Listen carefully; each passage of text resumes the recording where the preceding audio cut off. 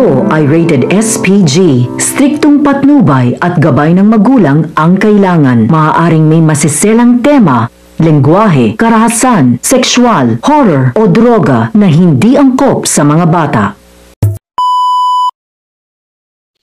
Nasa bingit ng kawalan sina Moira at Robert, mas mahina ang loob ni Zoe kesa kay Annalyn dahil hindi pa siya nakakaranas ng hirap mula pagkabata.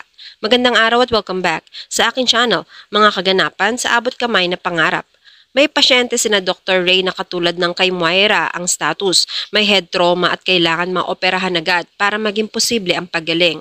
Samantala nakita na ni Nurse Karen at Ivan si Dr. Luke, kailangan niya ng tulong pero hindi kaya ng dalawa ang pagbubuhat sa bagay na nakadagan kay Luke. Nagdesisyon si Karen na mauna si Ivan para makahanap ng tulong. Pero sa paghahanap ng tulong ni Ivan, si Zoe ang nakita niya na umiiyak. Inakala niyang wala na si Moira dahil yun ang nakita niya. Agad niya itong ibinalita kay Karen. Samantala habang humihingi ng tulong si Lynette ay patuloy ang pagdurugo ng sugat ni RJ. Nauuhaw siya. Walang makitang tubig si Lynette kundi ang tubig na galing sa flower vase. Ayaw inumin ni RJ ito dahil marumi. Pero iinumin muna ito ni Lynette para subukan kung marumi ang tubig at pagkatapos ay si RJ ang susunod na iinom. Nag-aalala si RJ para kay Lynette dahil baka mapahamak siya. Ginawa ni Lynette at maya-maya ay pumayag na rin si RJ na inumin ang tubig. Sa kabilang banda nakita naman ni Chang Susan ang kaibigan ni Zoe. Humihingi siya ng tulong pero nagdadalawang isip si Chang Susan kaya mas uunahin niya muna ang apo niya.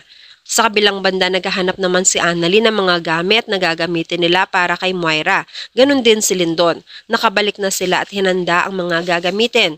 Nung nagtanong si Zoe ng kung ano ang gagamitin nila, pambutas sa ulo ng mami niya ay natakot siya sa drill. Hindi kasi ito para sa operasyon ng tao, pero walang choice sina Annalyn at Lyndon dahil kung hindi nila mabibigyan ng lunas si Moira ay mawawalan ito ng buhay. Tanging consent lang ni Zoe ang kailangan para ituloy ito ni na Annalyn. Pumayag na si Zoe at naghanda na sina Lyndon at Annalyn. Nagulat si Annalyn dahil siya pala ang gagawa nito at hindi si Lyndon.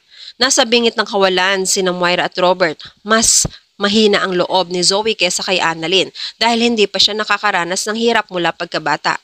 At yan ang mga pakakaabangan natin sa abot kamay na pangarap.